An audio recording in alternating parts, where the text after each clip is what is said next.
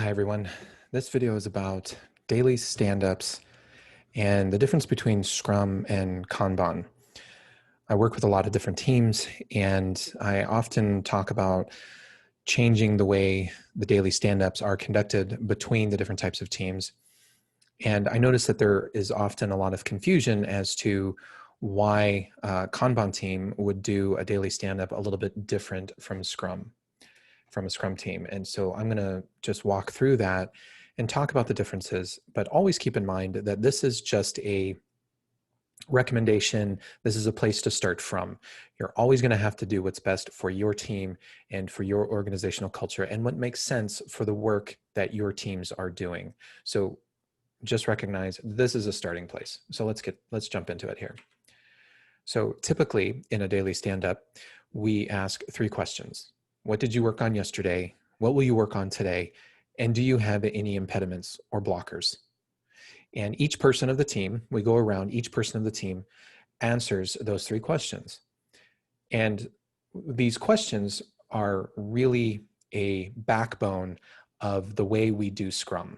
So if you go throughout the industry, if there are agile teams, and if those agile teams are executing on Scrum, having Scrum processes, then your daily stand-ups will be structured this way. And this is a very effective way of running a Scrum daily stand-up. Why is this effective in Scrum? Often people don't stop and think about why these questions are actually productive and effective in a Scrum environment. Well, the first thing is Scrum teams do sprint planning.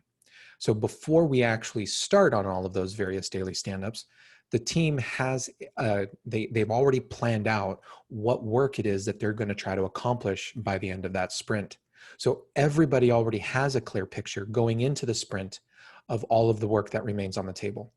2, Scrum teams have a defined sprint goal. So everybody has a very specific thing that they are targeting, that they are trying to shoot for the end of the sprint.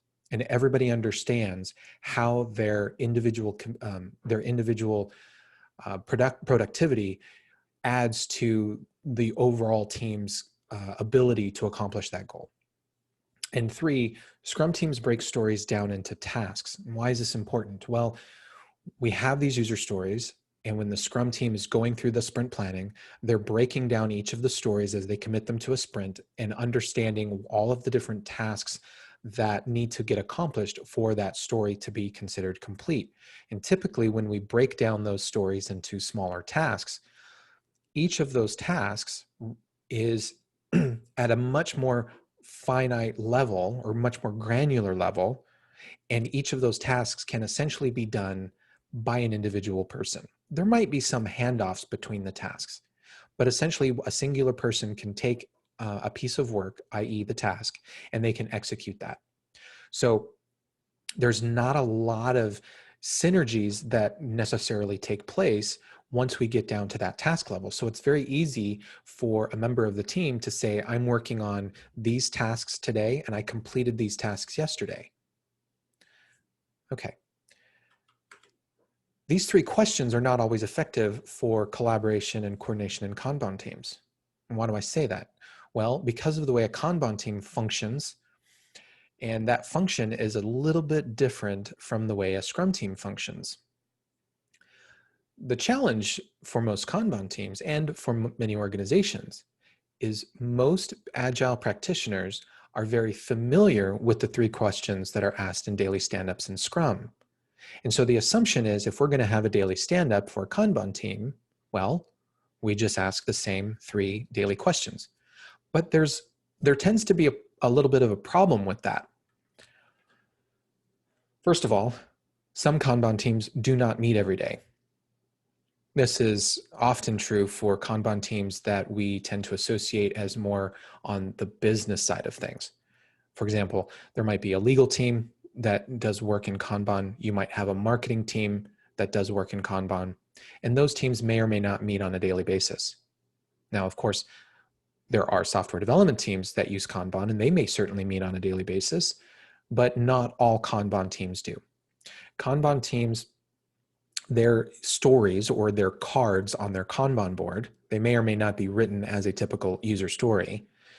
The work that's on those cards tends to be at a little bit more higher level, not as granular as the tasks would be on a Scrum team. And the reason for that is the columns on a Kanban board actually represent the tasks that have to be accomplished. And so the card can be of a little bit higher level. That does not mean that the card should take weeks or months to complete. It should take a relatively small amount of time, preferably maybe 1 to 2 days, ideally. Again, rule of thumb. But the tasks are really defined by the columns of the card or columns of the board. We do not break the card into smaller finite tasks themselves. 3, the goal of any Kanban team is really to focus on getting work to the done column. Okay, and we need to have visibility of to that done column, and we need to see how all of the work is progressing toward it. Kanban teams, by the way that they're designed, they typically are much more able to swarm work. This can be a little bit more challenging on a Scrum team, because a Scrum team, we try to build a team so that there is expertise across the spectrum of, let's say, software development, for example. So you might have a data person, you might have a front-end developer, you might have somebody who's really knowledgeable about maybe Java, you might have somebody who's really knowledgeable about JSON, and they're working on different pieces, and all of those pieces come together. Now, ideally, each one of those members of a Scrum team should be able to back each other up very easily, and there should be some cross-training. But on a Kanban team, it's a little bit different. On a Kanban team, what we try to do is we try to get it so that everybody can replace everybody else on the team. In other words, it doesn't matter who might leave a team, the rest of the team can do that person's job. That's typically the goal. And that's one of the criteria that a coach might look at to see whether or not a team should be a Kanban team versus a Scrum team. Now, it may not be that everybody can fill everybody's position when we initially form the Kanban team, but it's certainly a goal that most coaches and many Kanban teams strive to achieve, and that is cross-training for everybody for every other position on the team. So that makes Kanban teams very effective at swarming on work, because anybody can stop what they're doing and help out when somebody is in a bind. Traditionally on a Kanban team, there is no defined goal. We don't do sprint planning. We don't specify a goal. The goal tends to be get the work to the done column. And lastly, on a Kanban team, it's all about the board. Everything about the Kanban team should be accessible on the Kanban board. There's explicit agreements. There are all of the different columns. All of the work is there. Kanban teams will typically put all of their documentation or links to documentation on their Kanban board. So anytime somebody has a question about anything related to the team, go visit the board. Okay, so it's always all about the board. So here's an example of just a very basic, simple Kanban board. As you can see, I have the different columns that are represented, and each of these little yellow blocks represents a card on the Kanban board. Typically, when a Kanban team is doing the 3 questions, what often, it can be effective up to a certain point. People go around, they answer the 3 questions, and then everybody calls the DSU done. The challenge with that is often in a Kanban team, because of the nature of the work, often the work becomes interdependent on all of the different members of the team to some degree, because there are different types of handoffs that are occurring, or you might have 2 or 3 or even 4 people working on a single card in, let's say, the doing column. So there's a lot more collaboration that needs to happen. Often when I work with teams, if they're a Kanban team, if they're doing the 3 questions, one of the things that I typically notice is once somebody stops talking, they tend to tune out what the other people are talking about.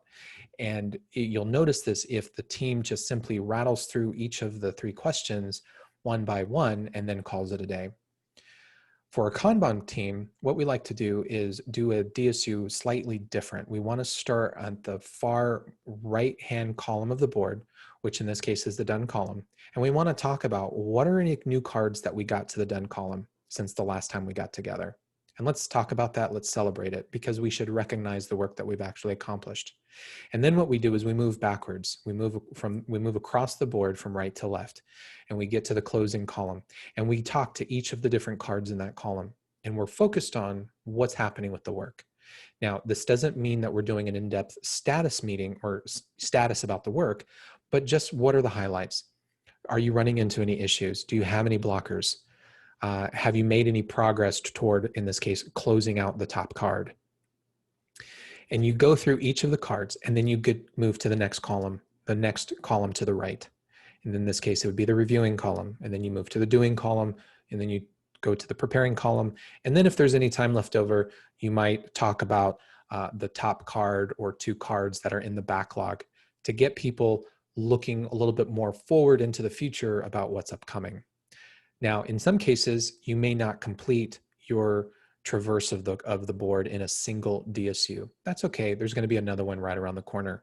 So if you, let's say the conversation ends at the reviewing column, the next time you have the DSU, then let's say tomorrow, then we just pick up where we left off and continue until we've covered the entire board.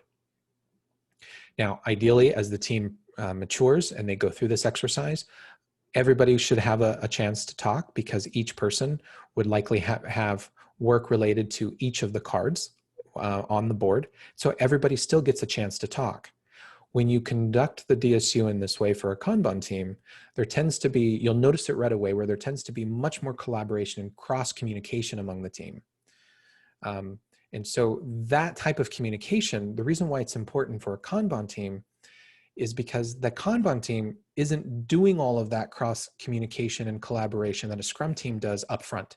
So the Scrum team does it during sprint planning. They'll do it when they're conducting backlog grooming. They'll do it when if they're taking a few minutes to break down some new stories, for example. So there's always this cross-team communication and collaboration that is happening outside of the DSU in other types of events and ceremonies.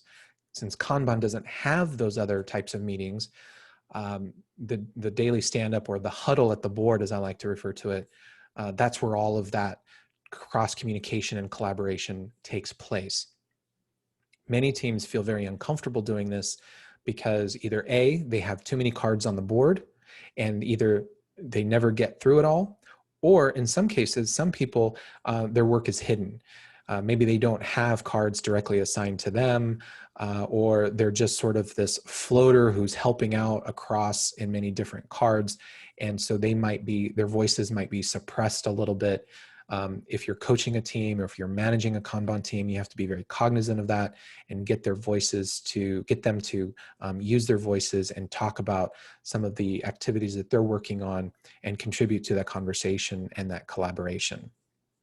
So in review, there are different ways of conducting a DSU for Kanban and Scrum teams. I recommend at least trying this with your Kanban teams and seeing how the team responds. Some teams don't like it. Some teams do like doing the 3 questions, and that's okay. If the team, you need to do what's best for the team and what's best for the work. So if you have a Kanban team and you feel that the 3 questions are beneficial for the team, and you want to conduct the DSUs in that manner, then so be it. That's totally fine. But you have to pick what's right for your team. And this is one way to do it. And so there are differences, and that's really the point of this video, is for people to be aware that there are differences and reasons why the 3 questions don't always work for Kanban teams.